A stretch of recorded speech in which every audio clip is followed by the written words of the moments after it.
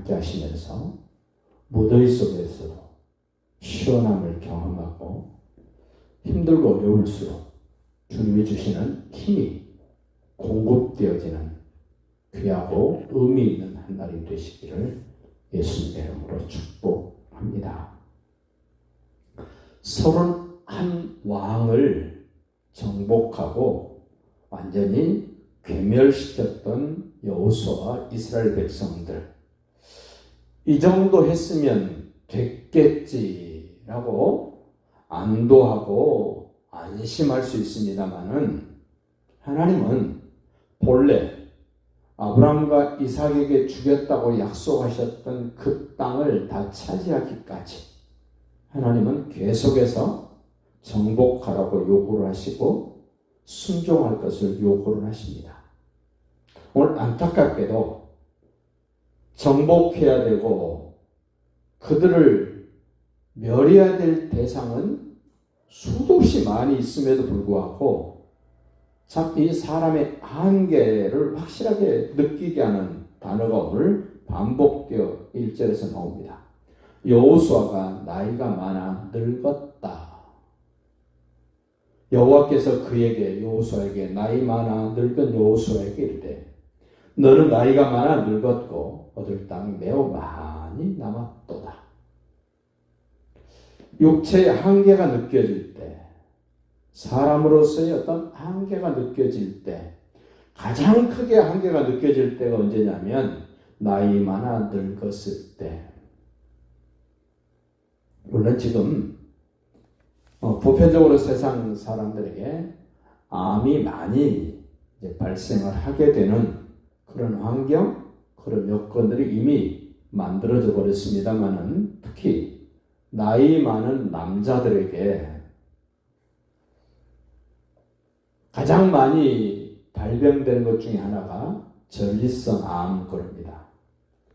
의사들이 이미 숨을 거둔 나이 많은 어른들을 해부해 보면 가장 많이 나타나지는 것이 전립선 암이라고 그럽니다. 그러면서 의사들이 말합니다. 나이가 많기 때문에 그렇게 암에 많이 노출된 것입니다. 자기도 모르는 사이에 자기 몸이 그렇게 망가졌고 그런 처지가 되었다는 것을 의사가 얘기하는 걸 들었습니다. 오늘 여호수아가 나이가 많아 늙었다. 물론 나이가 많으면 늙습니다. 늙은 사람 보면 나이가 많습니다. 세월을 그렇게 살아버렸기 때문에, 세월을 그렇게 살아왔기 때문에 그 결과가 됩니다마는, 여호와께서 그 나이 많아 늙은 하나님의 사람 여호수아에게 이르시되 너는 나이가 많아 늙었고, 늙었으면 그만이다 그러지 않습니다. 얻을 땅이 매우 많이 남아있도다. 나이가 많고 늙었음에도 불구하고 너 할 일 아직도 많이 있어.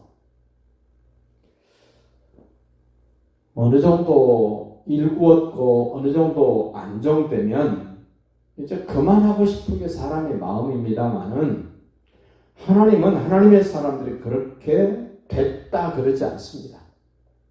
끝까지 정복하도록, 끝까지 힘을 쓰도록, 끝까지 노력하도록 하나님은 우리를 재촉하시고 우리를 채찍하시고 우리를 그렇게 요구하십니다. 2절 보시죠.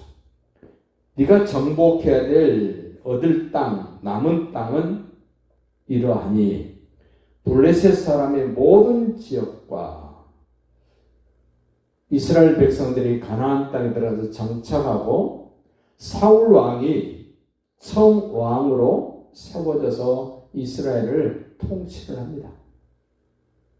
그 이스라엘 사울 왕이 여러 차례 블레셋과 전쟁을 합니다마는 한 번도 이기지 못합니다. 전쟁할 때마다 사울 왕은 패배를 합니다. 하나님의 마음에 들었던 다윗 왕이 이스라엘을 통치하면서 드디어 그때서야 비로소 블레셋을 이깁니다. 이 블레셋을 이길 때 어떻게 이기는가 봤더니 다윗이 늘 하나님께 여쭙습니다. 하나님, 저 블레셋이 우리를 공격에 오려 그러는데 어떻게 해야 우리가 이길 수 있습니까? 그러자 하나님이 승리의 전략을 가르쳐 줍니다. 승리하고 난 다음에 또 블레셋이 다시 군대를 소집해서 또 이스라엘을 공격해 옵니다. 보통 사람들 같으면 지난번에 이렇게 블레셋을 우리가 물리쳤고 이겼으니까 이번에도 그렇게 하면 되겠지라는 생각을 갖습니다만은 하나님의 마음에 합했던, 하나님의 마음에 쏙 들었던 다윗은 그렇게 자기 경험을 내세우지 않고 또다시 하나님께 묻습니다. 하나님, 저 블레셋이 전번에 우리한테 패배했는데 또다시 정신을 차리고 또 군대를 소집해서 또 공격해 옵니다. 어떻게 해야 됩니까? 할 때 하나님은 또 다른 방법으로 완전하게 승리하도록 전략을 가르쳐 주십니다. 실패했던 사울과 블레셋과 싸워서 승리하는 다윗의 크나큰 차이가 하나 있는데, 사울은 하나님께 묻지 않고 기도하지 않고 자기가 자기 방법으로 자기 계획대로 블레셋과 맞서 싸워서 실패합니다.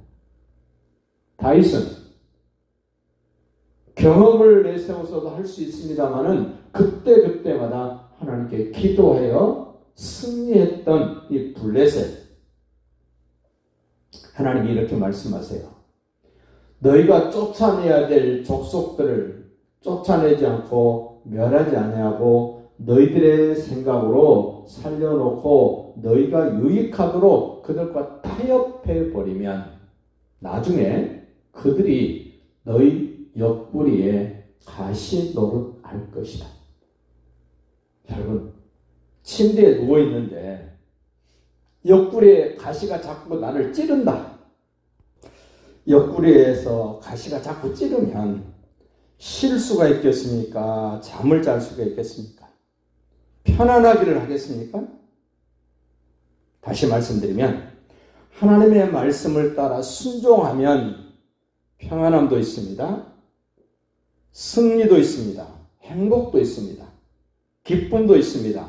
그러나 내 방법대로 정해서 여기까지는 됐어 라고 단정적으로 그렇게 해놓으면 이 블레셋 족속처럼 너희 옆구리에 가시 역할이 될 것이다. 그 3절 보십시오. 곧 이집트 앞 시올 시내에서부터 가나안 사람에게 속한 북쪽 에글론, 이 블레셋의 한 도시 성읍 에글론, 블레셋의 5사람의 5 통치자들의 땅, 곧 가사와 아스돗과 아스글론과 가드와 에글론, 남쪽 아이 족속의 땅. 할 일이 많답니다. 믿음의 눈으로 보면 할 일이 많습니다. 그러나 인간적인 눈이나 세상적인 관점으로 보면 하나님의 일 할 것이 없다라는 생각이 듭니다. 6절도 보실까요? 또 레바논에서부터 미스르봇 마임까지 산지의 모든 주민, 평편한 땅이면은 그래도 좀 정복하기가 수월할 텐데 산지를 정복하랍니다. 이미 고지에서 자기들이 정착하고 자리를 잡고 요새를 만들어 놓고 있는 그 산지 성읍을 정복하랍니다. 얼마나 힘들겠습니까? 자기 방법으로 안 된다는 겁니다. 자기들의 계획으로 안 된다는 겁니다. 내가 그들을 하나님이 쫓아내시겠답니다. 하나님이 그들을 이스라엘 자손 앞에서 쫓아내리니 무슨 말이냐면 내가 시키는 대로 순종하려고 폼만 잡으면 내가 앞서서 너희 군대 대장이 되고 너희들에게 승리를 안겨주고 너희에게 기업으로 내가 그 땅을 줄 거야. 내 힘으로 정복하는 건 아닙니다만은 하나님의 말씀을 순종하려고 그 말씀을 따라 정복하려고 대가를 지불하려고 네가 마음먹고 한 걸음 떼면 내가 10걸음 20걸음 앞서서 그들을 내가 정복해서 너에게 기업으로 줄 거야. 7절도 보십시오. 너는 이 땅을 9지파와 므낫세 반지파에게 나누어 기업이 되게 하라 하셨느니라. 이미 요단 건너기 전에 2지파 반, 르벤 지파, 갓 지파, 므낫세 2분의 1 지파가 요단 동편 땅을 기업으로 받은 것처럼 너희들이 정복해야 될 요단 건너편 서쪽 땅 9지파 반에게도 그들의 기업으로 받게 될 땅 네가 정복해라. 내가 그들을 물리치고 너에게 기업으로 줄 땅이다. 우리도 이 세상에서 하나님으로부터 받아야 될 기업, 우리가 하나님의 말씀을 쫓아서 순종하는 현장에서 하나님이 주실 것들을 생각하면서 오늘도 행복한 날이 되시기를 예수님의 이름으로 축복합니다.